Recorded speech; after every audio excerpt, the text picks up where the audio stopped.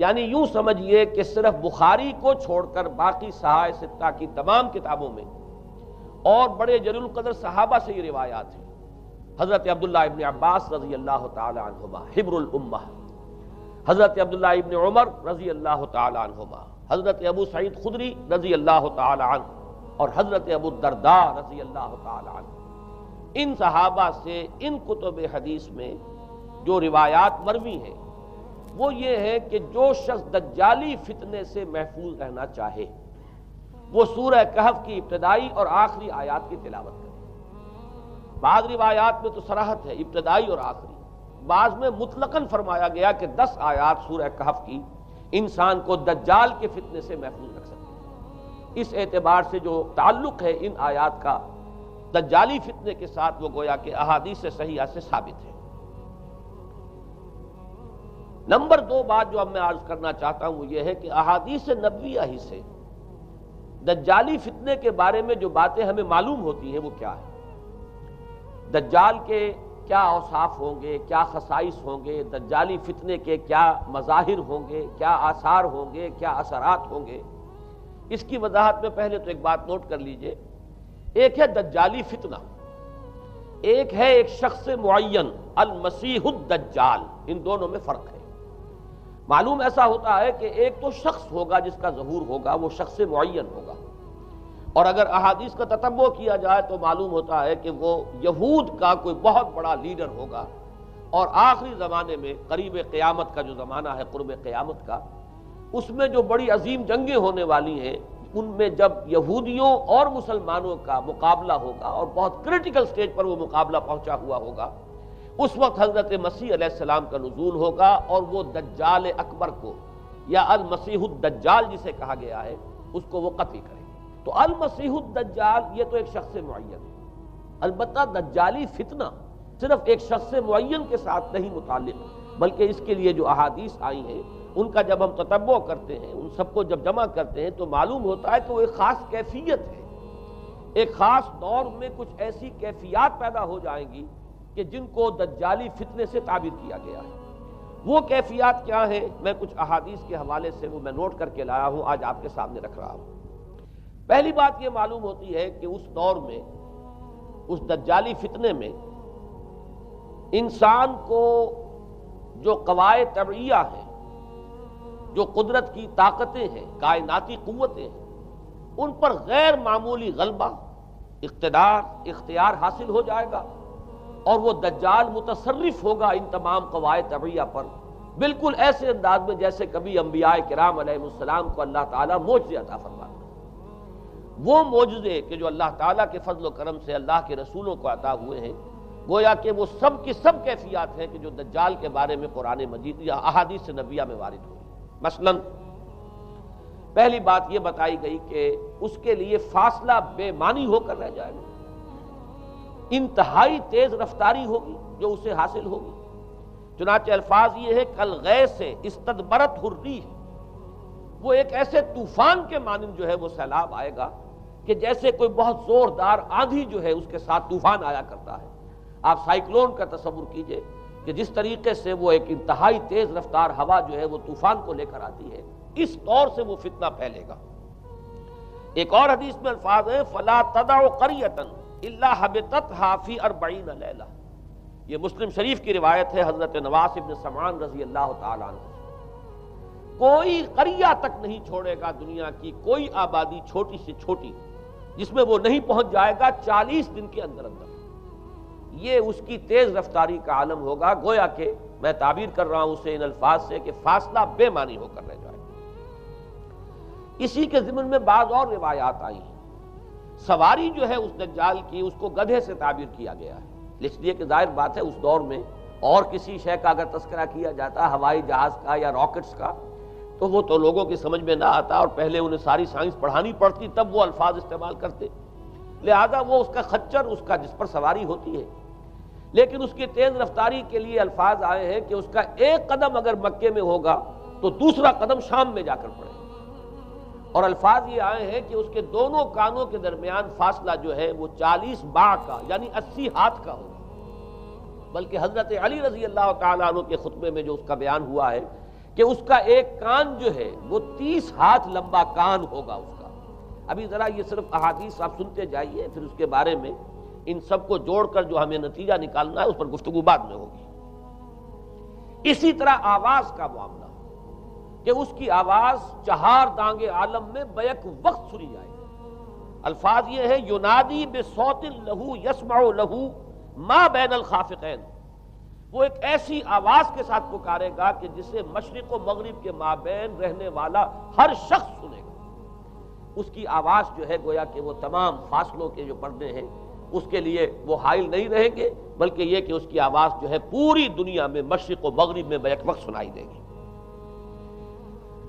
تیسری بات معلوم ہوتی ہے کہ علاج معالجہ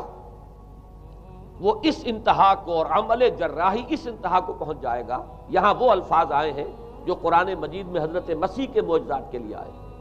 حضرت مسیح کے الفاظ جو ابرئ الاکمہ والابرص، کہ میں مادر ذات اندھے کو اور جو کوڑھ کا مرض تو ان دونوں کو میں ٹھیک کر دیتا ہوں. حضرت مسیح علیہ السلام صرف ہاتھ پھیرتے تھے اور مادر ذات جو نابینا ہے، اندھا، بینائی اس کی آ جاتی تھی، اور کوڑھی جو ہے اس کے جسم پر ہاتھ پھیرتے تھے، اس کا کوڑھ درست ہو جاتا تھا. ابرئ الاکمہ والابرص، وہی الفاظ آئے حدیث میں کہ دجال کو یہ قدرت حاصل ہو جائے گی. نمبر 2 یہ کہ وہ یحیی الموتیٰ،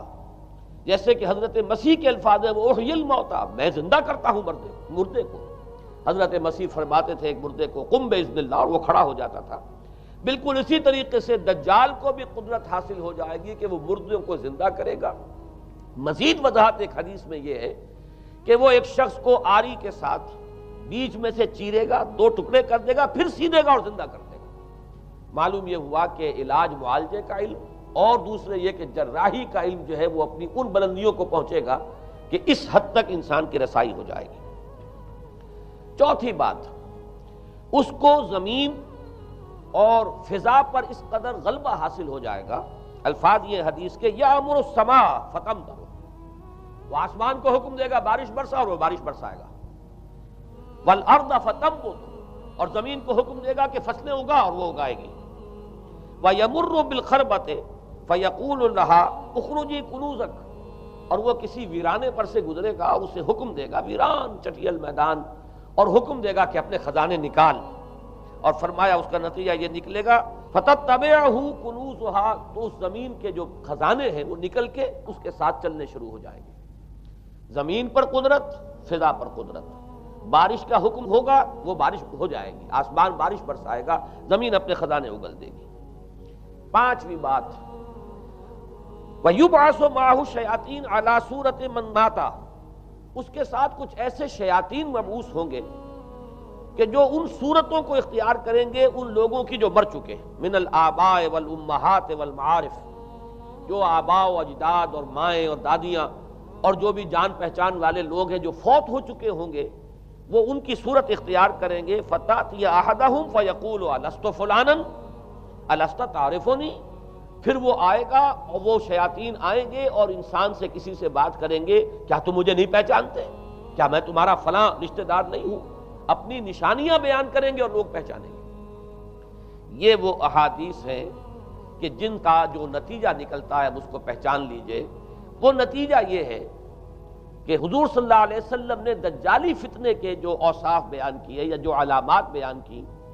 ان کا حاصل یہ ہے کہ سائنس اور ٹیکنالوجی کی وہ بلندیاں انسان کو حاصل ہو جائیں گی کہ جو چیزیں کبھی رسولوں کے معجزوں سے ظہور پذیر ہوتی تھی،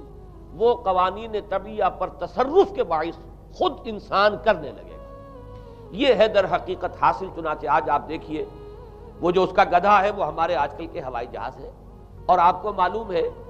کہ یہ رڈار جو ہیں ان کے ہوائی جہازوں کے، یہ بالکل اینڈز پر ہوتے ہیں ان کے بازوؤں پر، اور یہی ان کے کان ہیں، انہی سے انہیں وہ معلومات حاصل ہوتی ہیں. خود ان کی لمبائی چوڑائی جو ہے وہ کتنی ہے، اور پھر یہ کہ ان کے درمیان فصل جو ہے وہ 80 ہاتھ کا یا 40 باہ کا وہ موجود ہے. اور جہاز کی ایک اڑان اب تو کہیں بات پہنچ گئی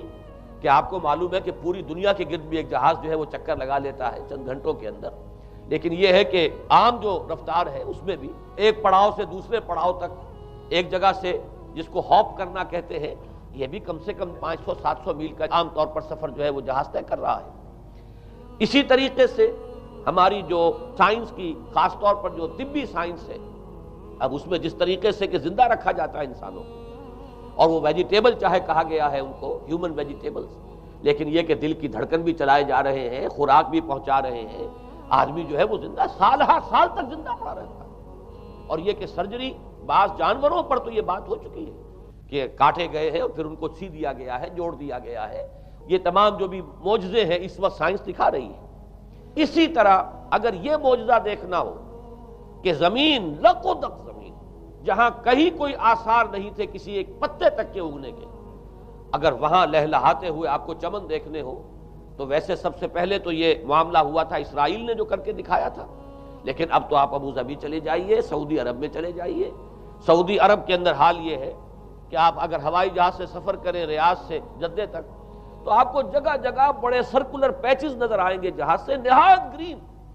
اور اس کے اندر جو ہے آرٹیفیشل اریگیشن کے ذریعے سے اور بہت عمدہ وہاں کاشت ہو رہی ہے، اور بہت خوبصورت فارمز جو ہیں وہ تمام کے تمام سرکولر پیچز، اس لیے کہ جو اریگیشن ہوتی ہے وہ ان ویلز کے ذریعے سے ہوتی ہے کہ جو ایک سرکل میں چلتے ہیں اور پانی کی وہ آرٹیفیشل بارش جو ہے وہ ہوتی رہتی ہے۔ باقی یہ کہ فضا سے آرٹیفیشل رین، یہ تو بہت ہی سادہ سی بات ہے کہ فضا کے اندر ایٹماسفیرک کنڈیشنز کو ذرا تبدیل کیا جائے تو بارش آ جاتی ہے۔ اور باقی رہ گیا آواز کا یہاں سے وہاں جانا، وہ تو آواز ہی نہیں، اب تو آپ صورتیں دیکھ رہے ہیں۔ آپ کو نیو یارک میں بیٹھا ہوا خطاب کرے، آپ پوری دنیا کے اندر جہاں چاہیں وہ آل ورلڈ اینٹینا آپ کے پاس صرف ہونا چاہیے، باقی یہ کہ آپ دنیا کے کسی بھی گوشے میں بیٹھے ہوئے کسی شخص کا خطاب یہ وہ سن سکتے ہیں۔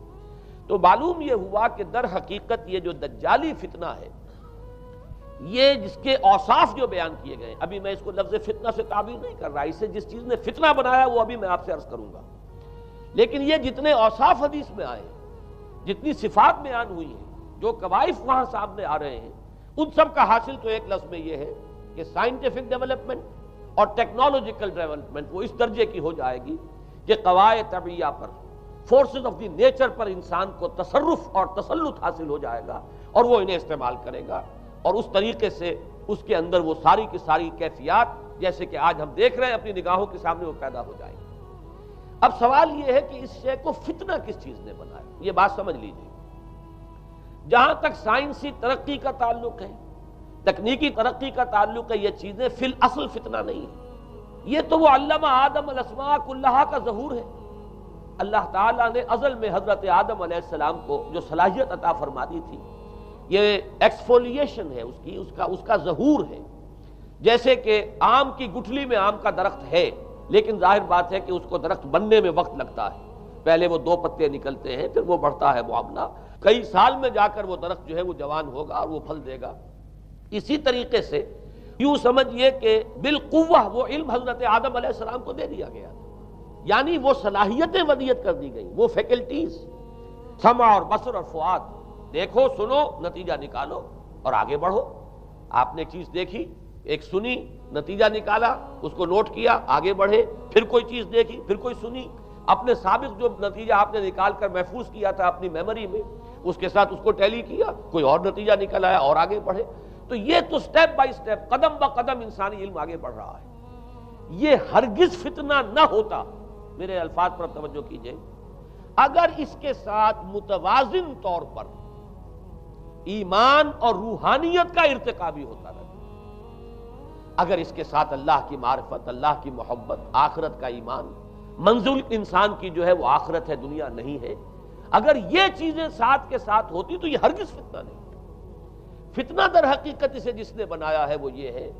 کہ کچھ ایسے اسباب ہوئے ہیں، اور وہ اسباب آج مجھے بیان کرنے کہ در حقیقت موجودہ عیسائیت اس کا سب سے بڑا سبب ہے۔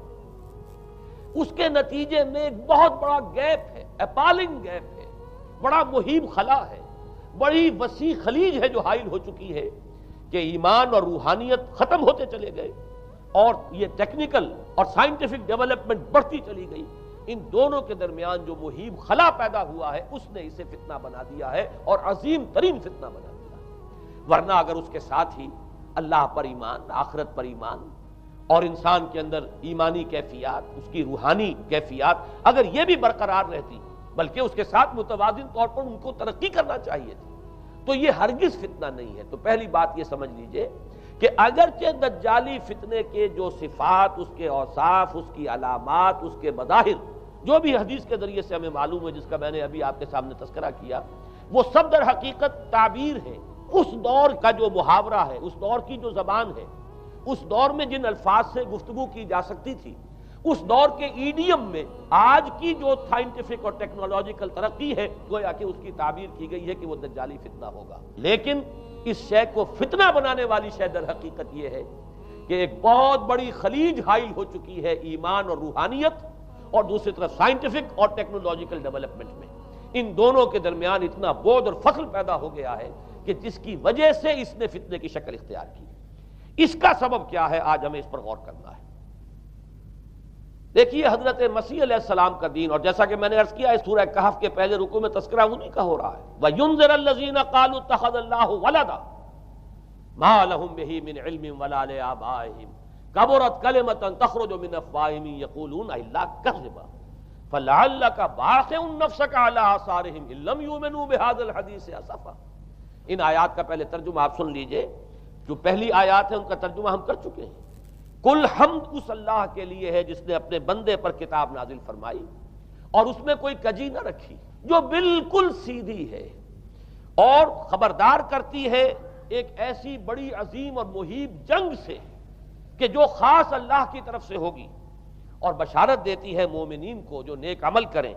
کہ ان کے لیے بہت بڑا اور بہت عمدہ اجر ہے۔ ماکثین فیہ ابدا، وہ اس میں رہیں گے ہمیشہ ہمیشہ۔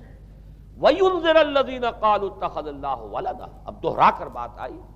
اور تاکہ خبردار کر دے ان کو جنہوں نے یہ کہا کہ اللہ نے کسی کو اپنا بیٹا بنایا۔ مَا لَهُم بِهِ مِنْ عِلْمٍ،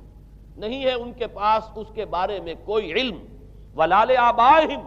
نہ ان کے آباء و اجداد کے پاس کوئی علم تھا، کوئی عقلی دلیل نہیں، کوئی اللہ کی اتاری ہوئی کسی کتاب میں، اللہ کے اتارے ہوئے کسی صحیفے میں اس کے لیے سند نہیں۔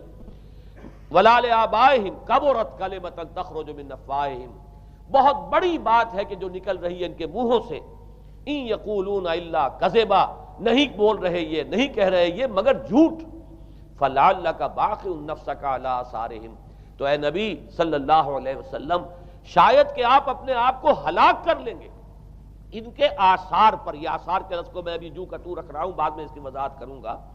ان لم یؤمنوا بهذا الحدیث اسفا، اگر یہ لوگ ایمان نہ لائے اس حدیث پر، یہ حدیث قرآن، اس پر اگر یہ ایمان نہ لائے، جیسے کہ وہاں فرمایا گیا تھا اگر رحمت خداوندی میں داخل ہونا ہے اے بنی اسرائیل تو یہ شاہدرہ ہے رحمت خداوندی کا قرآن حکیم، آؤ اور داخل ہو جاؤ۔ یہاں پر ان عیسائیوں کو متنبہ کیا جا رہا ہے اگر وہ اس حدیث پر، یہ حدیث اللہ، اللہ کی کتاب، احسن الحدیث کتابا متشابہہ فَبِأَيِّ حَدِيثٍ بَعْدَهُ يُؤْمِنُونَ، اگر اس اللہ کی حدیث پر، اللہ کی کتاب پر یہ ایمان نہ لائے تو جو ان کے آثار ہوں گے، جو نتائج نکلیں گے، ان پر اے نبی شاید کہ آپ اپنے آپ کو صدمے اور رنج اور غم سے ہلاک کر لیں۔ یہ ہے در حقیقت وہ آیات کے جن میں تذکرہ ہو رہا ہے عیسائیت کا، لیکن عیسائیت سے مراد کیا ہے اسے سمجھیے۔ حضرت مسیح علیہ السلام کا دین تو بعین ہی وہی دین تھا جو دین آدم سے لے کر محمد تک صلی اللہ علیہ وسلم وعلیہم الصلاۃ والسلام جتنے انبیاء آئے ہیں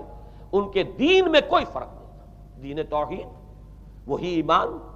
البتہ شرائع کے اندر، شریعتوں میں کچھ تفصیلی احکام میں فرق ہوا ہے، شریعت موسوی اور شریعت محمدی میں علی صاحب الصلاۃ والسلام تھوڑا تھوڑا فرق ہے، دین ایک ہی ہے۔ شرع لکم من الدین ما وصی بہ نوحا والذی اوحینا الیک وما وصینا بہ ابراہیم وموسیٰ وعیسیٰ، دین میں تو ہم نے وہی شے تمہارے لیے بھی معین کی ہے مسلمانوں، کہ جس کی کہ ہم نے نوح کو وصیت کی تھی اور جس کی کہ ابراہیم کو اور موسیٰ کو اور عیسیٰ کو وصیت کی، دین ایک ہے۔ ان الدین عند اللہ الاسلام، تو دین مسیحی بھی وہی تھا بعین ہی جو دین محمدی ہے اور دین موسوی ہے صلی اللہ علیہ وسلم علیہ الصلاۃ والسلام۔ البتہ حادثہ جو نہایت عظیم پیش آیا ہے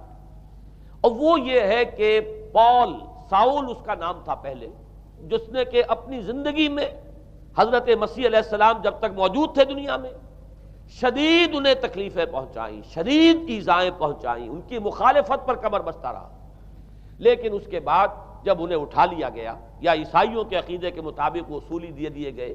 اور اس کے بعد ان کا عقیدہ بھی یہ ہے کہ سولی پانے کے بعد پھر وہ زندہ ہو کر آسمان پر چلے گئے، جبکہ ہم یہ سمجھتے ہیں اور ہمارا ایمان ہے کہ انہیں سولی دی نہیں گئی، بلکہ انہیں تو پہلے ہی اٹھا لیا گیا تھا، ان کی جگہ کوئی اور ہے۔ انجیل برنباس نے یہ بات بالکل واضح کر دی کہ در حقیقت وہی حواریین میں سے جس نے کہ غداری کی تھی اور پکڑوایا تھا، مخبری کی تھی، وہی ہے جس کی شکل بنا دی گئی تھی حضرت مسیح علیہ السلام کے جیسی مانند، اور وہ شخص ہے کہ جو سولی چڑھا ہے۔ بہرحال عیسائیت اس وقت کی جو اس کا عقیدہ ہے اور جو ہمارا عقیدہ اور ایمان ہے، ان دونوں کی روح سے حضرت مسیح علیہ السلام آسمان پر اٹھا لیے گئے۔ اس کے بعد اس نے دین مسیحی میں نقب لگانے کے لیے، جو دین مسیح اصل دین اسلام تھا، اس کو کرپٹ کرنے کے لیے، ڈسرپٹ کرنے کے لیے، اس میں نقب لگانے کے لیے اس نے اپنے ایک مکاشفے کا ذکر کیا کہ میں آ رہا تھا سفر میں کہ مجھے حضرت مسیح نظر آئے ہیں آسمانوں میں، اور انہوں نے مجھے کہا ہے کہ اے ساؤل تو مجھے کیوں ستاتا ہے، اور تو اب فلاں جگہ جا اور میرے نام سے نبوت کر۔ اس کے بعد اس نے لبادہ اوڑھا عیسائیت کا، اور اس نے آ کر جس طرح عبداللہ ابن سبا نے محمد الرسول اللہ صلی اللہ علیہ وسلم کے دین میں نقب لگائی، اسی طریقے سے اس شخص نے دین مسیحی میں نقب لگائی۔ فرق یہ ہے کہ دین محمدی صلی اللہ علیہ وسلم، چونکہ یہ آخری دین تھا، اب کوئی اور رسول آنے والا نہیں تھا، اللہ تعالیٰ کی طرف سے اس دین کو، اس شریعت کو ایک پروٹیکشن حاصل ہے، لہذا ایک جزء کی حد تک گمراہی جو ہے پھیل سکی، کل پر محیط نہیں ہوئی۔ لیکن بدقسمتی سے دین مسیحی کے بارے میں یہ ہوا کہ کچھ عرصے تک تو کشمکش رہی ہے۔ اصل دین مسیحی پر بھی جو کاربند لوگ تھے اور جو اس کے اوپر مستقیم رہے، وہ قائم کچھ عرصے تک رہے ہیں، لیکن ہوتے ہوتے تقریباً اس دور تک آ کر جب کہ حضور کی بعثت ہوئی ہے، اصل دین مسیحی کے ماننے والے تقریباً ختم ہو چکے تھے، شاذ لوگ رہ گئے تھے، اور ان میں بھی یہ جرت نہیں تھی کہ اپنے اصل دین کا وہ اظہار کر سکے، بلکہ ہوتے ہوتے ان 600 سالوں کے اندر یہ ہوا کہ وہی پالزم جو ہے در حقیقت اس نے ہی مسیحیت کی شکل اختیار کر لی۔ یہ پالزم جو ہے یہ ہے در حقیقت، یوں سمجھیے کہ ادیان عالم کی تاریخ میں سب سے زیادہ گمراہ کن مذہب، جس کا رد عمل پیدا ہوا ہے یورپ میں، جس نے کہ اس دجالی فتنے کی شکل اختیار کی ہے۔ میں یہ چاہتا ہوں کہ اس کے ضمن میں چند باتیں آج آپ کے سامنے رکھوں۔ پال نے جو دین مسیحی میں یا دین اسلام میں جو صحیح دین ہے اللہ کا، اس میں 3 تبدیلیاں بنیادی کی۔ سب سے پہلا تو وہی جو قرآن کہہ رہا ہے، الذین قالوا اتخذ اللہ ولدا، مسیح کو، حضرت مسیح علی نبینا علیہ الصلوۃ والسلام، انہیں خدا کا بیٹا قرار دیا گیا۔ اور اس میں بھی نوٹ کیجئے، بیٹے کے لیے عربی زبان میں 2 لفظ ہیں، ابن اور ولد۔ ابن کا لفظ ذو معنیین ہے، 2 معنی ہیں اس کے۔ ابن بیٹے کو بھی کہتے ہیں، اور ابن کا کوئی معنوی تعلق بھی ہو سکتا ہے، صرف بیٹا نہیں۔ ابن السبیل مسافر کو کہتے ہیں، راستے کا بیٹا، یعنی چونکہ راستے کے ساتھ اس کا ایک تعلق ہے، راستہ چل رہا ہے، وہ تو ابن السبیل ہے۔ ابن الوقت، وقت کا بیٹا، وہ وقت کا بیٹا اس معنی میں نہیں ہے، بلکہ یہ ہے کہ جو ہر وقت جو ہے حالات کے مطابق گرگٹ کی طرح اپنا رنگ بدلتا چلا جائے، چلو تم ادھر کو ہوا ہو جدھر کی، وہ ابن الوقت ہے۔ تو ابن الوقت اسی طریقے سے جو میں نے دوسری مثال دی ہے، ان کو اگر آپ سامنے رکھیں گے تو معلوم یہ ہوا کہ ابن کے تو دونوں معنی ہو سکتے ہیں، لیکن ولد یہ بالکل مخصوص ہے اولاد کے معنی میں۔ ولد یہ تو گویا کہ صلبی اولاد۔ اور عیسائیت وہ ہے مذہب کہ جس نے کہ بدترین شرک کی صورت اختیار کی ہے، اور ان کے ہاں عقیدے میں یہ الفاظ ہیں کہ مسیح اللہ کا، خدا کا صلبی بیٹا ہے، تاکہ کوئی شک نہ رہ جائے کہ کوئی اور نسبت ہے جسے ابن سے تعبیر کیا گیا، کوئی اور تعلق ہے جس کے لیے یہ لفظ اختیار کیا گیا، صلبی کا لفظ استعمال کیا گیا ہے کہ یہ خدا کا صلبی بیٹا ہے۔ اور یوں سمجھیے اب اس کا جو نتیجہ نکلا کہ بیٹا اگر کسی کا ہے تو ظاہر بات ہے کہ وہ ہم جنس ہے، ہم نوع ہے اپنے باپ کا۔ انسان کا بیٹا انسان ہوگا، سید زادہ جو ہے سید کا بیٹا سید ہوگا، مغل کا بیٹا مغل ہوگا، گھوڑے کا بیٹا گھوڑا ہوگا، گدھے کا بیٹا گدھا ہوگا۔ معلوم یہ ہوا کہ بعین ہی جو کچھ باپ ہوتا ہے وہی بیٹا ہوتا ہے۔ لہذا اس لفظ نے در حقیقت شرک کی بدترین صورت اختیار کی کہ بالکل اللہ کے برابر، اللہ کا ہم نوع، گویا کہ بدترین شرک جو ہے شرک فی الذات ہے۔ اور شرک فی الذات کی بدترین صورت یہ ہے کہ جو عیسائیت میں آئی ہے کہ حضرت مسیح علیہ السلام کو اللہ کا صلبی بیٹا قرار دیا گیا۔ اب اس کے نتیجے میں چونکہ ظاہر بات ہے کہ آخر بائبل بھی موجود تھی، اس بائبل کو ایک دم کیسے ختم کر دیتا سینٹ پال؟ سینٹ پال کہیں یا بہرحال میں تو لفظ سینٹ اس کے ساتھ استعمال نہیں کرنا چاہتا، لیکن چونکہ ہمیں یہ ہدایت ہے قرآن مجید کی بھی کہ جو باطل معبود بنا لیے جاتے ہیں انہیں بھی ہم کوئی ان کے لیے توہین والے الفاظ استعمال نہ کریں، لہذا میں یہ لفظ استعمال کر رہا ہوں، ورنہ جی تو چاہتا ہے کہ کوئی اور لفظ اس کے لیے استعمال کیا جائے۔ لیکن جو بھی اس وقت دنیا میں اس کا معروف نام ہے پال، سینٹ پال، تو اس نے چونکہ ظاہر بات ہے کہ پوری بائبل کو کیسے ختم کر دیتا، ایک دم تورات کو کیسے ختم کر دیتا؟ تورات تو آج تک چلی آ رہی ہے بائبل کے ساتھ ملی ہوئی، the old testament, the new testament, یہ دونوں مل کر بائبل بنتی ہیں۔ لہذا اب گورکھ دھندا بنانا پڑا انہیں، وہ تثلیث والا گورکھ دھندا، 3 میں 1 1 میں 3، توحید بھی ہے تثلیث بھی ہے، 3 میں 1 1 میں 3، اور یہ وہ شے ہے کہ جس نے عقیدے کا تعلق عقل سے منقطع کر دیا۔ اس لیے سمجھ میں آنے والی بات ہے، 3 میں 1 1 میں 3 ایک گورکھ دھندا ہے۔ نتیجہ انہوں نے یہ نکالا کہ ڈوگما در حقیقت اس کا عقل سے کوئی تعلق نہیں، ڈوگما بس عقیدہ ہے، اور اس عقیدے ہی کے اوپر سارے دین کی بنیاد ہے، باقی وہ عقل میں آئے نہ آئے، عقل کے لیے قابل قبول ہو یا نہ ہو۔ یہ بات اچھی طرح سمجھ لیجئے کہ اگرچہ ہمارے ہاں بھی ہم بھی یہ بات کہتے ہیں کہ بہت سے حقائق جو ہیں کائنات کے وہ ایسے ہیں کہ جن تک عقل کی رسائی نہیں ہے اس کے لیے ہم مجبور ہیں، محتاج ہیں وحی کی ہدایت کے، لیکن 2 چیزوں میں فرق کیجئے، ایک ہے عقل سے ماورا ہونا اور ایک ہے عقل کے خلاف ہونا، ان دونوں چیزوں میں زمین و آسمان کا فرق ہے۔ ایک وہ حقائق ہے کہ جو عقل از خود ان تک رسائی حاصل نہیں کر سکتی، لیکن جب وہ سامنے آتے ہیں تو عقل تسلیم کرتی ہے کہ ہاں یہ بات سمجھ میں آتی ہے۔ ایک وہ چیزیں ہیں کہ جن کو عقل تسلیم نہیں کرتی، تو ایک ہے مخالف عقل، ایک ہے ورائے عقل، ان دونوں میں زمین و آسمان کا فرق ہے۔ ہمارے دین میں تو عقل کو اپیل کیا گیا ہے، لعلکم تعقلون، لعلہم یعقلون، اولو الالباب الذین یعقلون۔ اب ظاہر بات ہے کہ عقل کو ہاتھو برہانکم ان کنتم صادقین، لاؤ دلیل اپنی، تو دلیل سے عقل سے اپیل کی گئی، اور اس میں وہ رشتہ جو میں نے کئی مرتبہ بیان کیا علامہ اقبال کے اشعار کے حوالے سے کہ عقل گو آستاں سے دور نہیں، اس کی قسمت میں پر حضور نہیں، اور گزر جا عقل سے آگے کہ یہ نور چراغ راہ ہے، منزل نہیں ہے۔ منزل تک تو عقل نہیں پہنچائے گی لیکن راستہ تو دکھاتی ہے، اور جب کہ وحی کی روشنی سامنے آتی ہے تو عقل اس کی تصدیق کرتی ہے۔ یہ ہے ہمارا موقف اور یہ ہے عقلی معقول موقف۔ لیکن عیسائیت نے، بلکہ کہنا چاہیے پالزم نے، مجھے یہاں پر لفظ عیسائیت اب استعمال کرنا نہیں چاہیے اس لیے کہ حضرت عیسیٰ سے اب اس کی نسبت نہیں رہی، حضرت عیسیٰ سے اس کی نسبت جو ہے یہ مس نومر ہے، یہ غلط نام ہے۔ دی 100 کا مصنف جو ہے ڈاکٹر مائیکل ہارٹ، اس نے یہ بہت بڑی بات کہی، اس نے کہا در حقیقت موجودہ جو عیسائیت ہے اسے پالزم کہنا چاہیے، یہ پالزم ہے، کرسچینٹی نہیں ہے، اس لیے کہ در حقیقت حضرت مسیح علیہ السلام کی تعلیم جب تک وہ دنیا میں تھے وہ یہ نہیں تھی کہ جو پال نے دی۔ البتہ اس نے پال کو بہت بڑا شخص مانا، اس میں کوئی شک نہیں، اس لیے کہ اس شخص نے تاریخ کے ایک دھارے کا جو ہے وہ رخ موڑ دیا ہے، اللہ تعالیٰ کے صحیح دین کو گویا کہ قلع قمع کر کے ایک نیا دین اس طریقے سے پھیلایا ہے کہ آج بھی شاید دنیا میں کثیر ترین تعداد عیسائیت ہی کے نام لیواؤں کی ہے، واللہ عالم، یا شاید گوتم بدھ کے ماننے والوں کی ہے۔ بہرحال یہ کہ بہت بڑی تعداد میں آج حضرت مسیح علیہ السلام کی طرف جو منسوب ہے غلط طور پر دین، اس کے نام لیوا دنیا میں ہے۔ اس اعتبار سے وہ یقیناً اس کا تو حق لگتا ہے کہ اس کا نام بھی اس کتاب میں آئے کہ جس نے تاریخ کے اوپر اثرات اپنے پیدا کیے۔ اور حضرت مسیح علیہ السلام جب تک دنیا میں تھے، عیسائیت کی حقیقت بنی اسرائیل یا یہودیت کے ایک فرقے سے زیادہ نہیں تھی، ڈیٹیچ نہیں ہوا تھا یہ دین حضرت موسیٰ علیہ السلام کے دین سے، لیکن یہ کہ پال نے اسے بالکل ایک مستقل بذات ایک جداگانہ دین کی شکل دے دی ہے، تو یہ پالزم ہے۔ پالزم نے در حقیقت سب سے پہلا کام یہ کیا کہ عقل سے بالکل تعلق منقطع کر دیا۔ عقیدہ، ڈوگما، ڈوگما جو ہے وہ خلاف عقل، جو بات عقل میں آئے نہ آئے بس ماننی ہے۔ تو پہلی تو یوں سمجھیے کہ نقب جو لگی ہے دین کے اندر وہ اس تثلیث کے حوالے سے، اور تثلیث کا گورکھ دھندا خلاف عقل، لہذا ڈوگما کی جو کا لفظ جو استعمال ہوا ہے کہ بس اس کو تو ہم مانیں گے چاہے وہ عقل کے لیے قابل قبول ہو چاہے نہ ہو۔ دوسرا، اس سے بھی زیادہ آپ دیکھیے ایک سے ایک بڑھ کر اینٹ رکھی جا رہی ہے، خشت اول چون حد میں مار کج تاثریا میر ود دیوار کج۔ دوسرا کفارے کا عقیدہ جو مبنی ہے صلیب کے عقیدے پر۔ مسیح نے انتہائی ذلت کی موت، یعنی صلیب کی موت جو ہے وہ خود کہتے ہیں کہ انتہائی ذلت کی موت ہے۔ یہ ذلت کی موت کا پیالہ اس لیے پیا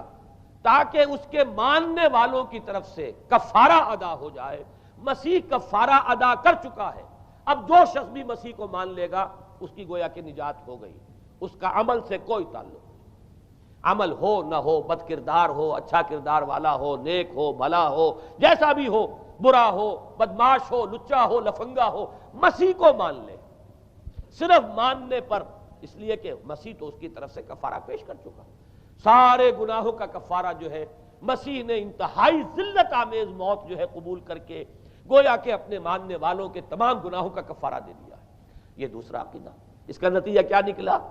تثلیث نے عقل سے تعلق توڑ دیا تھا مذہب کا، اس نے عمل سے تعلق توڑ دیا۔ ڈوگما ہی ڈوگما ہے، نہ عقل سے کوئی تعلق نہ عمل سے کوئی تعلق، کوئی تعلق نہیں رہا۔ دین کی جڑیں جو ہیں دونوں اعتبار سے، دین تو نام ان دو چیزوں کا، الا الذین آمنوا وعملوا الصالحات، دونوں کی گویا کہ جڑیں منہدم ہو گئیں، بنیادیں منہدم ہو گئیں، جڑیں کاٹ دی گئیں کہ نہ اس کا تعلق عقل کے ساتھ ہے نہ عمل کے ساتھ ہے۔ تیسری بات آئی ہے، اس نے کہا شریعت منسوخ۔ یہ عجیب ہے، دیکھیے، جسے آئرنی آف فیٹ کہتے ہیں انگریزی زبان میں۔ ابھی تک بائبل کے اندر سینٹ میتھیو کے جو روایت ہے، متی کی انجیل جسے کہا جاتا ہے، gospel of the Lord according to saint Matthew, اس میں جو سرمن آف دی ماؤنٹ ہے، ایک وعظ ہونے کے اعتبار سے واقعتاً میں اس کی عظمت کا بڑا قائل ہوں، عظیم ترین وعظ ہے دنیا کا۔ اس کے شروع میں یہ الفاظ موجود ہیں، don't think I have come to destroy law, ہرگز یہ نہ سمجھنا کہ میں شریعت کو ختم کرنے آیا ہوں۔ وہ یہ کہہ کر گئے تھے کہ شریعت موسوی تم پر لاگو رہے گی، عائد رہے گی، لیکن پال نے تیسرا نقب لگایا، شریعت ساقط کر دی۔ اس کی ضرورت کیوں محسوس ہوئی یہ بھی سمجھ لیجئے۔ حضرت مسیح یہ کہہ کر گئے تھے کہ میں صرف بنی اسرائیل کے لیے آیا ہوں، میں اسرائیل کے گھرانے کی کھوئی ہوئی بھیڑوں کی تلاش میں آیا ہوں۔ انجیل میں یہ الفاظ آج بھی موجود ہیں۔ حضرت مسیح نے اپنے حواریین کو جب بھیجا ہے کہ اب جاؤ تبلیغ کرو میری طرف سے، اس کی ہدایتوں میں ایک ہدایت یہ بھی ہے کہ تمہیں صرف اسرائیلیوں تک تبلیغ کرنی ہے، باہر نہیں، میں صرف اسرائیلیوں کی طرف رسول بنا کر بھیجا گیا ہوں۔ یہ الفاظ بھی موجود ہیں، اگرچہ اس وقت کے انجیل میں جو الفاظ ہیں وہ تو میں سمجھتا ہوں کہ حضرت مسیح علیہ السلام کے شایان شان نہیں ہے، وہاں کوئی نہ کوئی تحریف ہوئی ہے لفظی، اس لیے کہ وہاں تشبیہ یہ دی گئی ہے کہ کوئی اپنے بچے کے حصے کی روٹی جو ہے کتے کے آگے نہیں ڈالتا۔ گویا کہ جینٹائلز جو ہیں، غیر بنی اسرائیلی، انہیں اس جملے کی روح سے انہیں کتوں سے تشبیہ دی جا رہی ہے کہ میرے پاس میرے بچوں کے حصے کی روٹی ہے، میرے بچے ہیں اسرائیلی، میری روٹی جو ہے یہ جو میرے پاس ہے وہ اسرائیلیوں کے لیے ہے، کوئی اپنے بچوں کے حصے کی روٹی کتے کو نہیں کھلاتا۔ یہ جملہ تو میں سمجھتا ہوں حضرت مسیح کا نہیں ہو سکتا، لیکن یہ ہدایت کہ تمہیں تبلیغ صرف اسرائیلیوں میں کرنی ہے، یہ قرآن مجید کی روح سے ثابت ہے، اس لیے کہ قرآن بھی یہ کہتا ہے کہ رسولاً الی بنی اسرائیل، حضرت مسیح علیہ السلام رسول بنا کر بھیجے گئے تھے بنی اسرائیل کی طرف، اس لیے کہ وہ یوں سمجھیے کہ جسے ہمارے ہاں عام اصطلاحات میں علماء کہا کرتے ہیں تاج و تخت ختم نبوت، وہ تاج و تخت ختم نبوت تو ابھی منتظر تھا محمد الرسول اللہ صلی اللہ علیہ وسلم کی آمد کا، کہ وہی آئیں گے تو انہی کی بعثت ہوگی پوری نوع انسانی کی طرف۔ آپ سے پہلے کسی رسول کی بعثت پوری نوع انسانی کی طرف نہیں ہوئی بشمول حضرت مسیح علیہ السلام۔ ہر جو ہے رسول جو آیا ہے آپ سے پہلے اپنی اپنی قوموں کی طرف آیا ہے، لیکن اس پال نے کیا کیا؟ پہلے تو یہ اصول توڑا، ہم اس دین مسیحی کی یا جو پالزم ہے اس کی اب تبلیغ کریں گے غیر اسرائیلیوں میں بھی۔ وہاں انہیں دقت پیش آئی، شریعت موسوی بڑی بھاری شریعت ہے، اب وہ بھاری شریعت جو ہے اس کو قبول کرنا تو لوگوں کے لیے آسان نہیں ہے۔ انہوں نے یہ کیا کہ یہ شریعت تم پر ساقط، شریعت کا بوجھ تم پر نہیں، برڈن آف لا یہ تمہارے لیے نہیں ہے۔ اور میں یہاں مثال دے دینا چاہتا ہوں، میں ہی تاریخ نے اپنے آپ کو دہرایا ہے، عبداللہ ابن سبا نے جو فتنہ شروع کیا تھا ہمارے ہاں، ہماری تاریخ میں جو اس کے اثرات پھر پیدا ہوئے ہیں، ان میں سے ایک جو ہے وہ شکل وہ اسماعیلیت والی ہے، کہ اسماعیلیت نے بھی بعین ہی یہی شکل اختیار کی ہے۔ ہندوستان میں آ کر جب اسماعیلی داعیوں نے جب تبلیغ کی ہے تو شریعت ساقط کر دی۔ آج آپ کو جو اسماعیلی ملیں گے ان کے ہاں کوئی شریعت نہیں ہے، کوئی نماز نہیں، مسجد ان کی ہوتی نہیں، جماعت خانہ ہوتا ہے، وہ کلب گھر ہے، آتے ہیں جمع ہوتے ہیں، کھانا کھاتے ہیں، اللہ اللہ خیر صلی اللہ کو باتیں چیتیں کرتے ہیں، ان کے اوپر شریعت ہے ہی نہیں، نہ روزہ ہے نہ نماز ہے۔ اور بعین ہی وہی جو اختیارات میں ابھی آپ کو بتاؤں گا کہ جو پوپ کے ہیں وہی ان کے امام حاضر کے اختیارات ہیں۔ بہرحال تیسری نقب جو میں نے عرض کیا آپ سے وہ یہ تھی کہ شریعت منسوخ، اس کا نتیجہ کیا نکلا؟ اب دیکھیے ذرا غور کیجئے، ایک بہت بڑا خلا پیدا ہو گیا، وہ خلا کون پر کرے گا؟ شریعت کے بارے میں سارے اختیارات اب پوپ کو حاصل ہیں، وہ جس چیز کو چاہے حلال کر دے، جس چیز کو چاہے حرام کر دے، جس چیز کو چاہے قرار دے دے کہ یہ ممنوع ہے، جس چیز کی چاہے اجازت دے دے، اس لیے کہ اب شریعت تو رہی نہیں، خلا ہے، اس میں سوالات تو پیدا ہوں گے، یہ کام کیا جائے یا نہ کیا جائے، کون کرے گا؟ تو جب شریعت ختم ہوئی تو سارا اختیار پوپ کے ہاتھ میں آ گیا ہے۔ یہ میں بعد میں ذرا اور تفصیل سے بتاؤں گا کہ کیسے کیسے اختیارات پھر مذہبی طبقے کے ہاتھ میں آئے ہیں۔ اس کے نتیجے میں تاریخ انسانی میں ورسٹ فارم آف تھیوکریسی پیدا ہوئی۔ تھیوکریسی کسے کہتے ہیں؟ جو آج کی اصطلاح میں گالی ہے، تھیوکریسی۔ قائد اعظم کے جملے آپ نے کئی پڑھے ہوں گے، اسلام میں کوئی تھیوکریسی نہیں ہے، مذہبی طبقے کی حکومت نہیں ہے اسلام میں، اور 100% درست ہے۔ تھیوکریسی کہتے ہیں ایک مذہبی حلقے کی، مذہبی طبقے کی حکومت، اس کے ہاتھ میں اختیارات آ جائیں۔ اور قرآن مجید میں اسی وجہ سے ان کے اوپر الزام لگایا گیا، اتخذوا احبارهم ورهبانهم اربابا من دون اللہ، انہوں نے اپنے علماء اور صوفیوں کو اللہ کے سوا اپنے معبود بنا لیا۔ حضرت عدی ابن حاتم رضی اللہ تعالیٰ عنہ جب ایمان لائے، یہ حاتم طائی جو مشہور ہے سخاوت میں، ان کے بیٹے ہیں، قبیلہ طے سے ان کا تعلق ہے، حاتم طائی تو طے سے ہے، ان کے بیٹے عدی ہیں، یہ عیسائی تھے۔ یہ جب ایمان لائے اور پھر انہوں نے قرآن پڑھا تو انہیں ایک اشکال ہوا کہ قرآن مجید میں تو ہم پر الزام لگایا گیا ہے کہ اتخذوا احبارهم ورهبانهم اربابا من دون اللہ۔ تو عرض کیا، انہوں نے ڈرتے ڈرتے عرض کیا ہوگا حضور کی خدمت میں کہ حضور یہ بات تو کچھ درست نہیں معلوم ہوتی، ہم نے تو کبھی اپنے علماء اور رہبان کو خدا نہیں سمجھا، وہ اس مغالطے میں تھے کہ جب تک سجدہ نہ کیا جائے شاید خدا نہیں مانا گیا۔ حضور نے پوچھا کیا ایسا نہیں ہے کہ جس چیز کو وہ حلال کہہ دیں تم حلال مان لیتے ہو، جس چیز کو حرام کہتے ہیں حرام مان لیتے ہو؟ جی ہاں یہ تو ہے، یہی تو فرمایا اربابا من دون اللہ ہے۔ تحلیل و تحریم کا اختیار صرف اللہ کے ہاتھ میں، یا اللہ کے نمائندے کی حیثیت سے اس کے رسول کے پاس ہے جس کو وحی آتی ہے، اس کے بعد کسی کو اختیار نہیں ہے۔ اجتہاد کر سکتا ہے لیکن اجتہاد کے لیے دلیل دینی ہوگی، نص سے، کتاب اللہ سے کوئی دلیل لاؤ، سنت رسول اللہ سے کوئی دلیل لاؤ، استنباط کرو، عقل سے بات کرو، لیکن یہ ہے کہ تحلیل و تحریم یہ خدائی اختیار ہے، اللہ کے ہاتھ میں اس کا اختیار ہے، اور اللہ کے نمائندے کی حیثیت سے زیادہ یہ اللہ کے رسولوں کے ہاتھ میں اختیار آتا ہے، اس کے علاوہ کسی کے لیے نہیں۔ کسی اور کے لیے یہ مان لیا گیا تبھی تو ان کو خدا بنا لیا گیا۔ اسی معنی میں آج کی جمہوریت جو ہے وہ بدترین شرک ہے کہ یہاں یہ تسلیم کیا جاتا ہے کہ ساورنٹی جو ہے وہ عوام کی ہے، ساورنٹی آف دی پیپل۔ کیا معنی ہے؟ کہ عوام کے نمائندے جو چاہیں قانون بنا دیں، جس چیز کو چاہیں حلال ٹھہرائیں، جس چیز کو چاہیں حرام ٹھہرائیں، ان کے پاس حلت و حرمت کے جو پورے اختیارات ہیں ان کے پاس آ گئے۔ یہی تو خدائی مقام ہے، خدا کا مقام دے دیا گیا، اس سے بڑا شرک کیا ہوگا؟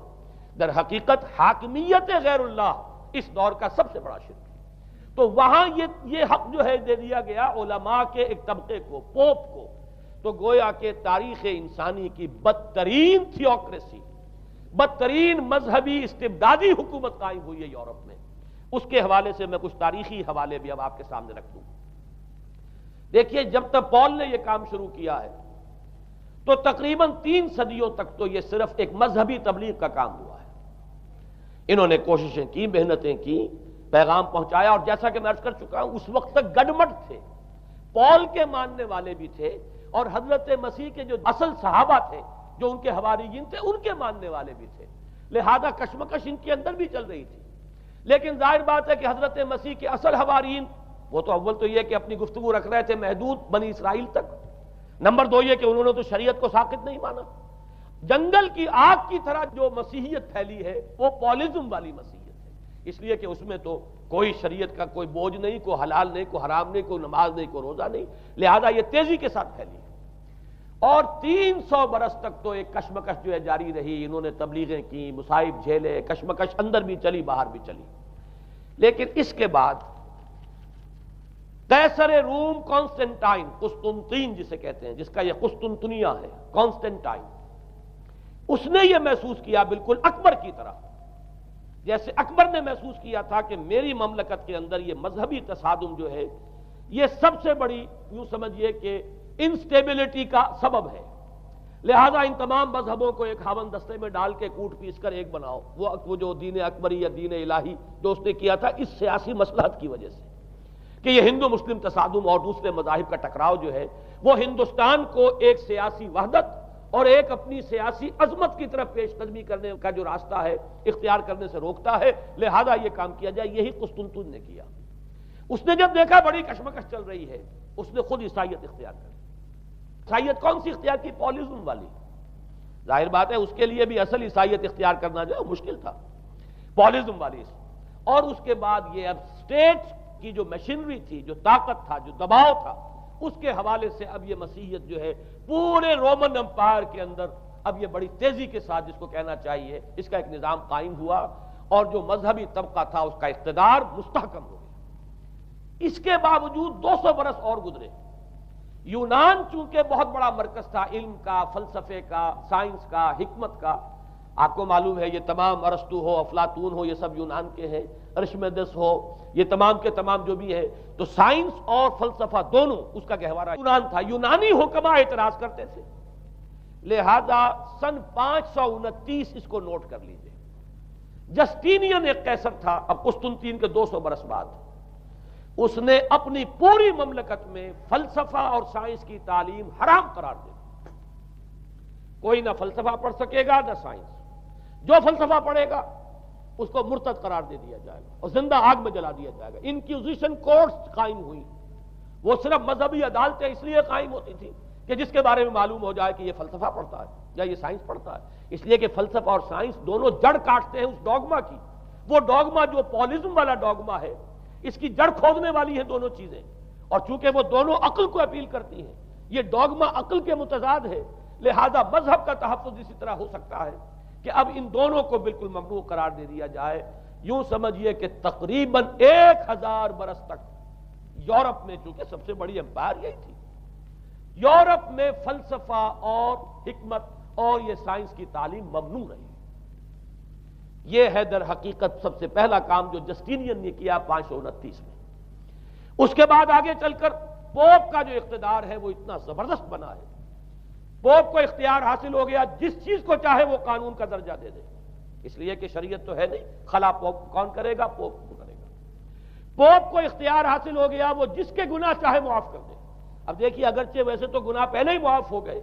کہ جس نے مسیح کو مان لیا گناہ تو معاف ہو گئے، اگلے پچھلے سب، لیکن یہ کہ پھر بھی ایک خلش رہ جاتی ہے انسان کے دل میں،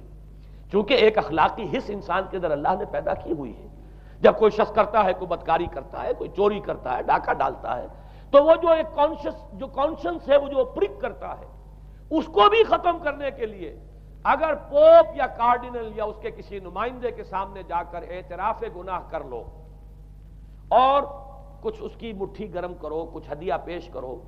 تو توبہ نامہ، معافی نامہ تمہیں دے دیا جائے گا، اور وہ جو چیز ہے وہ تمہارے لیے سند ہے کہ کوئی تم سے باز پرس تمہارے گناہ کے نہیں ہو سکے۔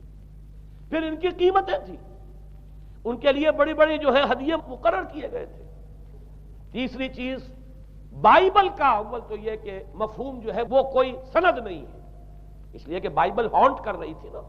اولڈ ٹیسٹمنٹ بھی ہے، یہ حضرت مسیح کی یہ 4 انجیلیں بھی ہیں، یہ تعلیم کچھ اور ہے، لہذا بائبل جو ہے وہ سند نہیں ہے، سند پوپ کا جو ہے فرمان وہ سند ہے۔ بائبل کی شرح کرنے کی، بائبل کی طرف سے کوئی دلیل لانے کی کسی کو کوئی حق حاصل نہیں۔ یہ جبر تھا، یہ تشدد تھا یورپ میں، یہ وہ دور تھا جب کہ اسلام پھیل رہا تھا۔ میں نے اس لیے آپ سے کہا تھا، نوٹ کرایا آپ کو، 529 میں جسٹینین کا یہ فرمان ہے، 571 میں حضور کی ولادت ہو رہی ہے، وہی صدی ہے، اور 630 کے آس پاس، بلکہ 629 کے آس پاس سلطنت روما کے ساتھ مسلمانوں کا ٹکراؤ شروع ہوا ہے۔ تو یہ تاریخی ان کو ریلیشن جو ہے ذہن میں رکھیے۔ جس وقت مسلمان آئے اور 200-300 برس جو ان کے عروج کے ہیں، اس وقت آپ کو معلوم ہے کہ تقریباً 6 صدیاں ہو چکی تھی کہ یورپ بالکل جس کو کہا جاتا ہے ڈارک ایجز، انتہائی تاریکی، مذہبی جبر اور استبداد، اس کے سوا کچھ نہیں، اور وہ ملاؤں کی حکومت جسے آپ کہیں گے، جسے آج کل کی اصطلاح میں کہا جائے گا، وہ جس کو چاہے جو چاہے صدا دے دے، پوپ کو اختیار حاصل ہے۔ کسی کے بارے میں ذرا جیسے بعض اوقات خبریں سچی ہیں یا جھوٹی، لیکن میں مثال دے رہا ہوں جیسے خبریں آتی رہی ہیں ایران کے بارے میں کہ کہیں اگر معلوم ہو گیا ہے تو پاسداران انقلاب پہنچے اور سمری ٹرائل اور فوراً ختم کیا آدمی کو۔ اس قسم سے انکوزیشن رپورٹس جو ہیں وہ کورٹس وہاں قائم ہوئی، اور یوں سمجھیے کہ لاکھوں افراد تحت کیے گئے، زندہ جلائے گئے۔ لیکن اس کے بعد جب عالم اسلام میں وہ روشنی پھیلی، اور خاص طور پر بنو عباس کے زمانے میں اب بھاگ بھاگ کر وہاں جو بھی تھے فلسفے کے اور سائنس کے کوئی دلچسپی رکھنے والے، وہ بھاگ کر عالم اسلام میں آ گئے. یہاں اب وہ کتابیں جو ہیں ان کے ترجمے ہوئے، خاص طور پر مامون اور ہارون الرشید کے زمانے کے اندر یہ علم جو ہے ہندوستان سے بھی لیا، یونان سے بھی لیا مسلمانوں نے، اور اس کے بعد یہ غرناطہ اور قرطبہ کی یونیورسٹیوں کے ذریعے سے اس علم نے پینیٹریٹ کیا ہے دوبارہ یورپ میں. دیکھیے سرکل کیسے بنا ہے. یونان کا علم آیا ہے پہلے عالم اسلام میں، مڈل ایسٹ میں، اور پھر ادھر سے ہو کر چکر کھا کر اور اسپین کی یونیورسٹیوں کے ذریعے سے یورپ میں انٹروڈیوس ہوا ہے. اس وقت پھر اصلاح مذہب کی تحریک شروع ہوئی، اور ساتھ ہی تحریک احیاء العلوم رینیسنس، اس کے نتیجے میں وہاں بیداری پیدا ہوئی. لیکن یہ بیداری اب آپ نوٹ کر لیجئے، ایک تو پروٹیسٹنٹ مذہب پیدا ہوا اور کئی سو برس تک تصادم رہا کیتھولکس کے اندر اور پروٹیسٹنٹس میں. پورے اسلام کی تاریخ میں کبھی اتنے خونی فسادات نہیں ہوئے ہیں، کبھی بھی شیعہ سنی فساد بھی کبھی اتنا نہیں ہوا جتنا کہ کئی سو برس تک رومن کیتھولکس اور پروٹیسٹنٹس کے مابین یورپ میں ہوتا رہا ہے. بلکہ اس میں تو ایسے ایسے واقعات آتے ہیں کہ لگ بھگ 10 لاکھ افراد جو ہیں وہ ختم ہوئے ہیں. یہ آپس کا تصادم جو تھا، پروٹیسٹنٹ مذہب جو پیدا ہوا اصلاح مذہب کی تحریک کے ذریعے سے، اور وہ رومن کیتھولک پاپائیت والا نظام، ان کے درمیان جو تصادم ہوا 10 لاکھ کی تعداد بتائی جاتی ہے کہ آدمی مارے گئے. بلکہ فرانس کا ایک شہر ہے، وہاں تو 19 دن تک مسلسل قتل عام کیا گیا پروٹیسٹنٹس کا، اور وہاں حاملہ عورتوں کے جو ہے پیٹ چاک کر کے بچے نکال کر ان کو بھی جو ہے ختم کیا گیا ہے. یہ سارا ظلم جو ہے وہاں ہوا ہے، تصادم ہوا ہے. اس کے نتیجے میں آپ خود سوچئے کہ کس قدر نفرت پیدا ہوئی عوام کے اندر مذہب سے. اس کے ساتھ ہی اب وہ علم شروع ہوا، سائنس شروع ہوئی. لہذا علم اور سائنس دونوں کی جڑ میں مذہب سے شدید نفرت پیدا ہو. یہ ہے وہ سبب کہ جس نے یہاں سے راستے علیحدہ کر دیے. اور مذہب چونکہ جبر کرتا ہے، مذہب چونکہ عقل کے اوپر بیڑیاں بٹھاتا ہے، پہرے بٹھاتا ہے، بیڑیاں ڈالتا ہے، اور مذہب چونکہ تشدد کرتا ہے، لہذا مذہب کے خلاف ایک نفرت، ایک ریئیکشن. یہ ہے اس ساری سائنسی ارتقاء اور سائنٹیفک اور ٹیکنالوجیکل جو ڈیولپمنٹ ہوئی ہے، اس کی جڑ میں مذہب سے نفرت جو ہے اس کے بیج بو دیے گئے. اور یہ 200-250-300 سال میں اب یہ جو تناور درخت بن کر آیا ہے کہ ایک طرف سائنس کی ترقی، ٹیکنالوجی کی ترقی آسمان کو چھو رہی ہے. آج انسان چاند کے اوپر تو انسان کے قدم جو ہے پہنچ چکے ہیں، اور آپ کا ایک راکٹ جو ہے وہ پورے تمام سیارے جو ہیں کہ ہمارے سولر سسٹم کے ہیں ان سب کا چکر لگا کر، اور وہ اس سے باہر چلا گیا ہے خلا کے اندر، کہاں گیا کچھ پتہ نہیں. لیکن یہ کہ تقریباً یوں سمجھیے کہ سن 77 کا چلا ہوا وہ، اور 12 برس تک اس نے سفر طے کیا ہے، اور کم سے کم سولر سسٹم کا جو ہے اس نے پورا جو ہے احاطہ کیا ہے. اور جو میں نے آپ کو وہ احادیث سنائی، ان کے حوالے سے بات کیا سمجھ میں آئی کہ یہ سائنٹیفک، ساری کی ساری سائنٹیفک ڈیولپمنٹ، یہ ٹیکنالوجیکل ڈیولپمنٹ، لیکن چونکہ اس کے ساتھ مذہب کا انکار ہے، خدا پر ایمان نہیں ہے، آخرت کا یقین نہیں ہے، روح کا گویا کہ انکار، روحانیت تو بہت دور کی بات ہے، روح کا بھی انکار. نتیجہ یہ ہے کہ ان دونوں چیزوں کے مابین وہ گیپ، جسے میں نے کہا تھا ایپالنگ گیپ، ایک بہت بڑا گیپ ہے جو پیدا ہو چکا ہے. اب میں حدیث آپ کو سنا رہا ہوں. بخاری شریف میں جو روایت ہے، حضور نے فرمایا کہ دجال کے ماتھے پر لکھا ہوا ہوگا کافارا،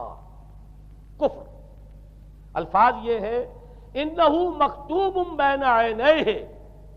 کافارا، علیحدہ علیحدہ، یقرأہ کل مومن کاتب او غیر کاتب. وہ اس طرح نمایاں لکھا ہوا ہوگا کہ ہر شخص اسے پڑھ لے گا، چاہے وہ لکھنے والا ہو چاہے نہ ہو، لکھا پڑھا ہو چاہے نہ ہو. یعنی اس تہذیب کے پیشانی پر کفر لکھا ہوا ہے. مذہب سے دشمنی، مذہب سے بودھ، مذہب سے دوری، مذہب کی ہر چیز کی نفی. آج جو ایک ورلڈ سیویلائزیشن ہے، ایک عالمی تہذیب ہے جس کا کہ غلبہ ہے ہمارے اس پورے گلوب پر، اس میں 3 چیزوں کے مقابلے میں 3 چیزوں کی اہمیت ہے. خدا کی اہمیت نہیں ہے، ہوگا، ہم انکار بھی نہیں کرتے، لیکن ہم جانتے بھی نہیں کہ ہے کہ نہیں.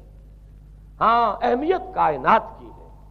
غور کرو، کائنات کے قوانین کو سمجھو، ایکسپلائٹ کرو، قوت جو ہے نیچر کی قوت اس کو مسخر کرو، اس کو استعمال کرو. ہوگا خدا، ہے یا نہیں ہے چھوڑو اس بحث کو.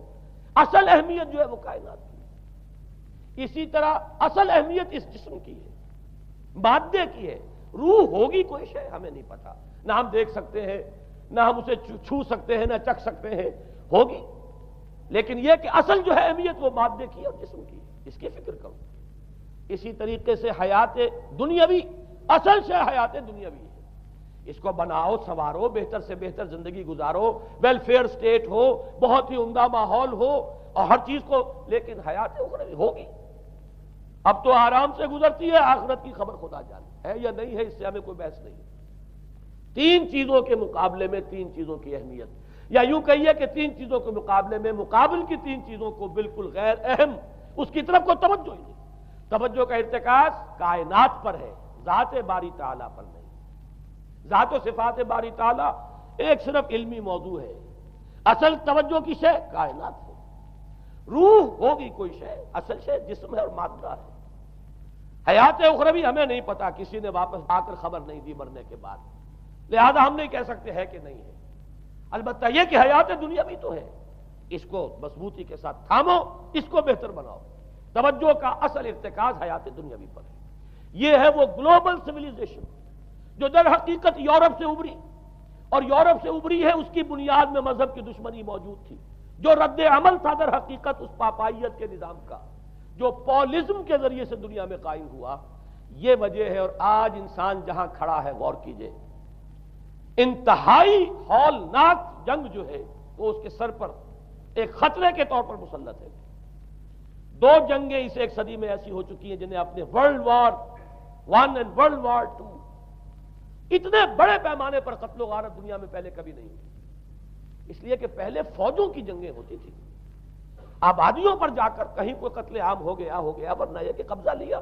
پہلے وہ کسی اور کی ریت تھے، اب کسی اور کی ریت ہو گئے۔ آیا بابر آیا، اس نے پانی پت کے میدان کے اندر ابراہیم لودھی کو شکست دے دی، دلی میں آ کر اس نے کسی کا خون نہیں بہایا، بس وہ آ کے تخت پر قابض ہو گئے۔ کہیں کہیں ہوئے ہیں فتنے، یا پھر عذاب الہی آتے رہے ہیں کہ رسولوں کے انکار کی سزا کے طور پر قوم نسیہ منسیہ کی گئی ہیں، لیکن جنگیں جو دنیا میں ہوتی تھی، وہ جنگوں کا معاملہ جو ہے وہ اس نوعیت کا ہوتا تھا، وہ فوجوں کے درمیان ٹکراؤ ہوتا تھا، میدان جنگ میں کشتوں کے پشتے لگتے تھے، لیکن اس کے بعد نہیں ہو گیا، کہیں کسی نے بہت غصہ نکال لیا۔ لیکن اس صدی میں اب جو جنگیں ہوئی ہیں اس سے تو ملک کے ملک تہس نہس ہوئے ہیں، آبادیاں ختم ہوئی ہیں، اور جو تیسری جنگ ہوگی یہ جان لیجئے، آخر انسان کب تک اسے ٹالے گا؟ رشیا کے بارے میں یہ سمجھنا کہ وہ پیچھے ہٹ گیا ہے، پسپائی اختیار کر لی، اس نے بہت بڑی حماقت ہے۔ وہ در حقیقت اب ڈپلومیسی کی راہ سے سپریمیسی چاہتا ہے، لہذا تصادم تو ہو کر رہنا۔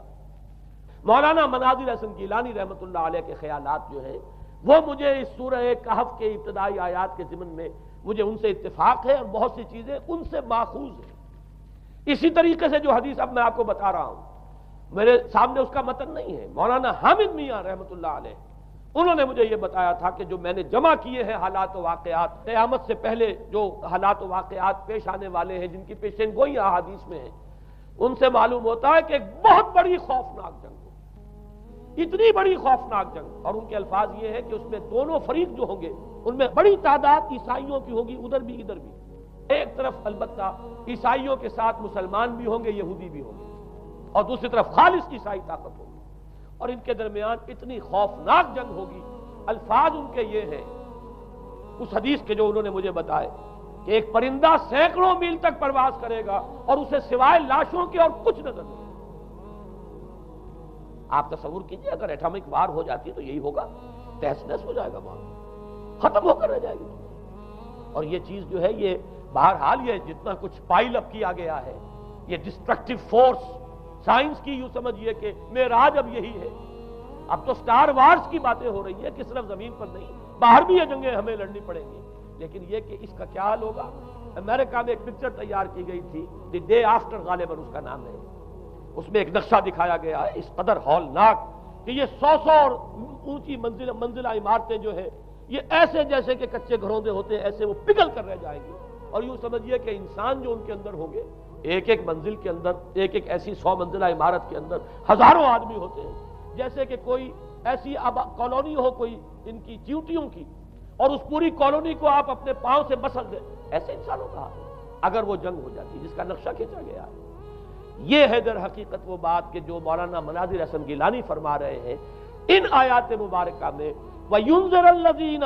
قَالُوا اتَّخَذَ اللَّهُ وَلَدًا، تاکہ خبردار کر دے یہ قرآن ان لوگوں کو جنہوں نے کہا ہے کہ اللہ نے بیٹا بنایا، بدترین شرک کا جنہوں نے ارتکاب کیا، اور اسی ولدیت مسیح کے عقیدے سے وہ ساری کرپشن جو ہے دین خداوندی کی، دین مسیح کی اصل جو دین تھا اس کی جو ہوئی ہے، اور اس کے نتیجے میں آج نوع انسانی وہاں کھڑی ہے۔ اسی لیے آیت نمبر 2 میں فرمایا وَيُنذِرَ بَأْسًا شَدِيدًا مِّن لَّدُنْهُ، تاکہ خبردار کر دے ایک بہت بڑی جنگ سے۔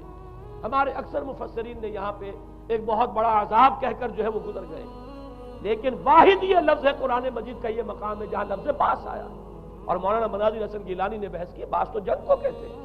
قرآن مجید میں جہاں بھی یہ لفظ آیا جنگ کو کہتے ہیں۔ تو ایک بہت بڑی ہولناک جنگ جس کے لیے فرمایا من لدنہ، یہ تمہارے اپنے پیمانوں پر نہیں آئے گی،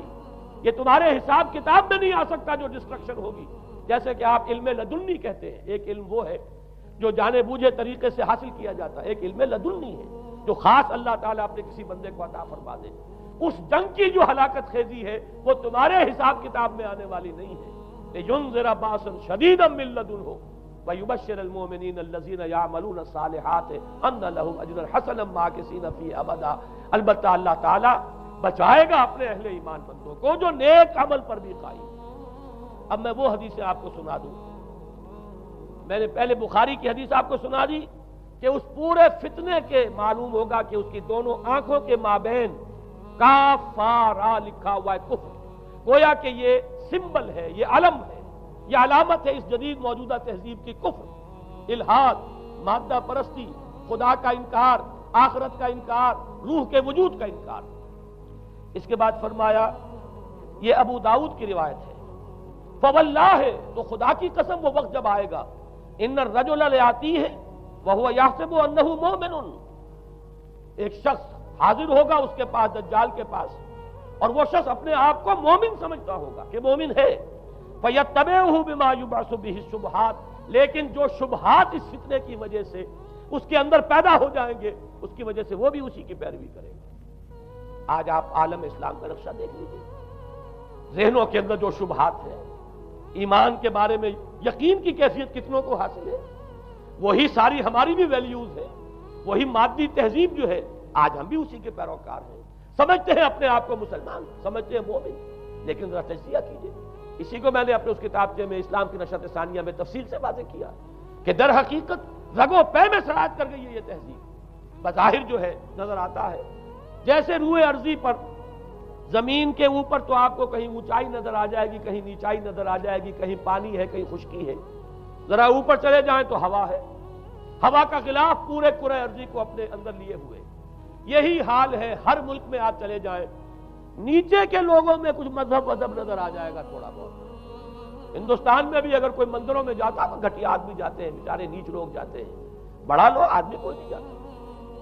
ہمارے ہاں بھی جا کے ہوتے ہیں مساجد میں سفارا تو غریب، پردہ رکھتے ہیں اگر کوئی تمہارا تو غریب۔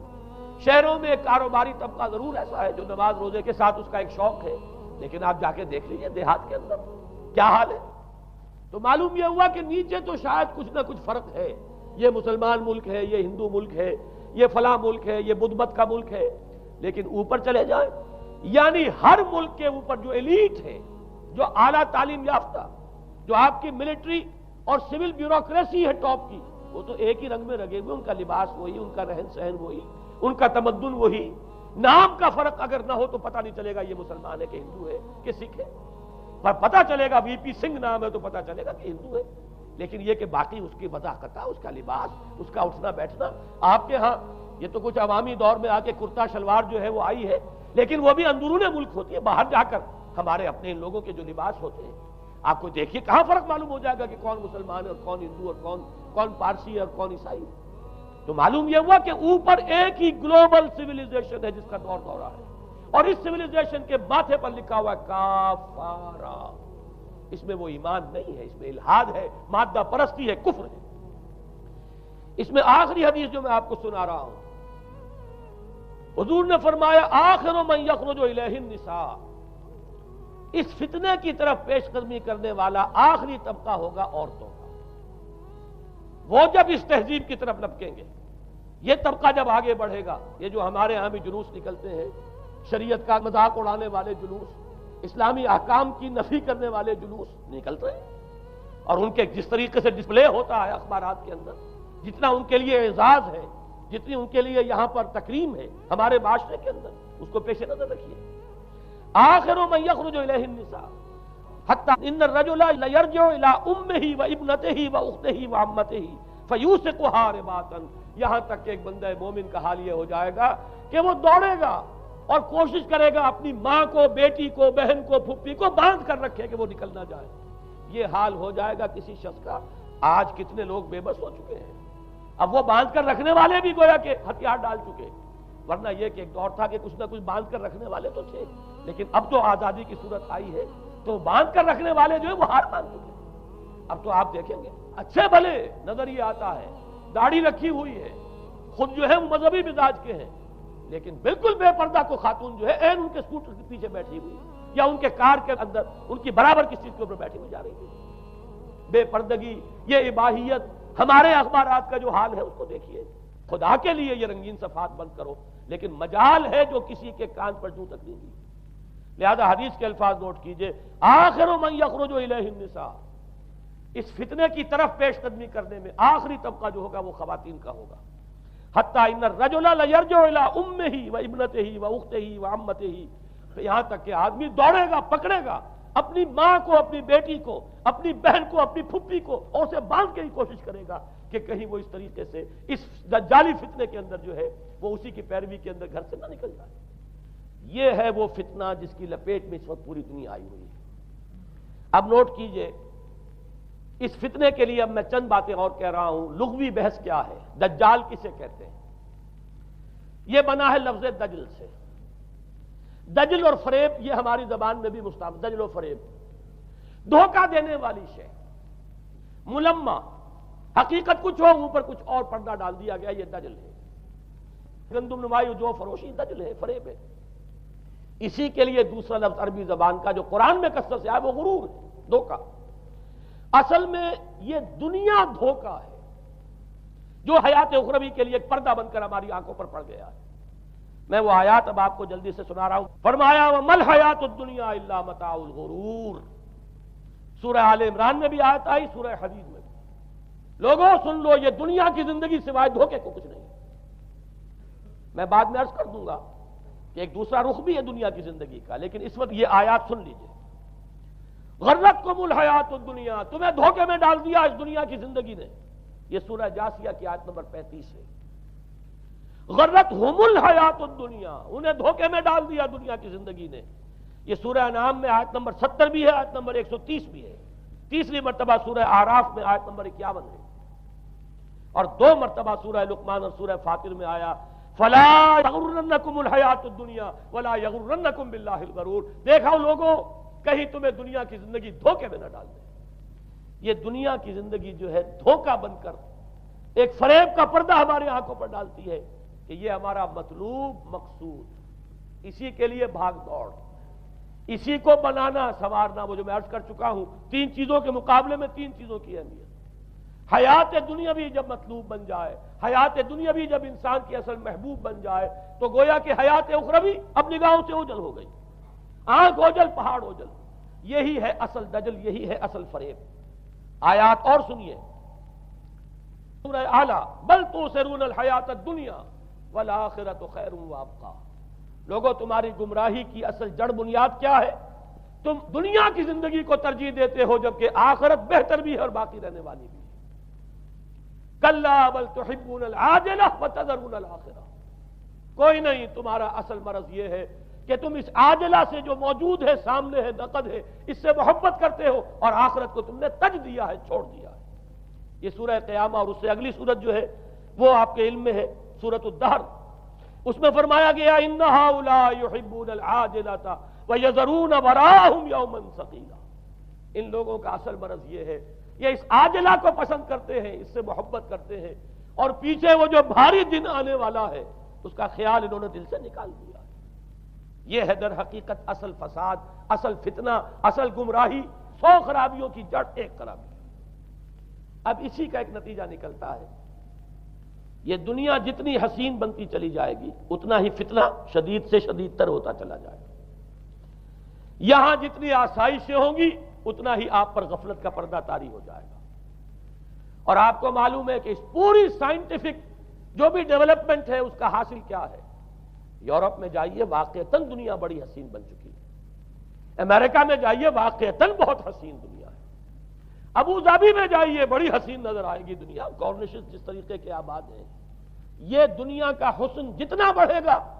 اتنا ہی یہ آنکھوں پر اور بھاری پردہ ڈال دے گی، آخرت سے آپ کو غافل کر دے گی۔ یہی دجل ہے، یہی فریب ہے، یہی فتنہ دجالی ہے۔ یہی وجہ ہے، دیکھیے یہ جو آیات آج میں بیان کر رہا تھا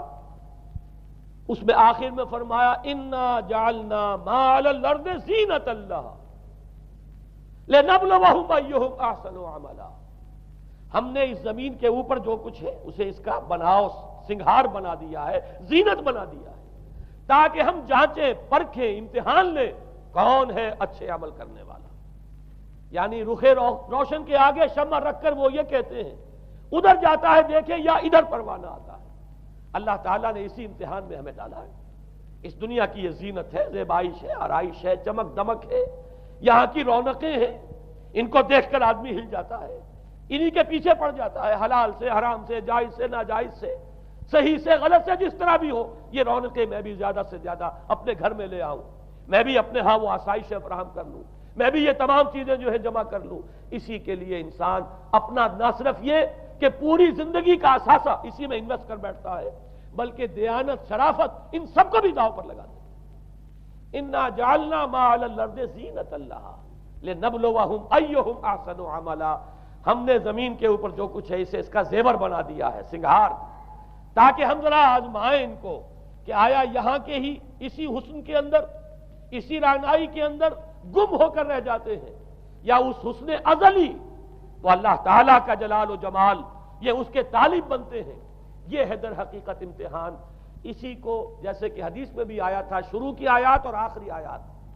آخری رکوع میں فرمایا قل هل ننبئکم بالاخسرین اعمالا،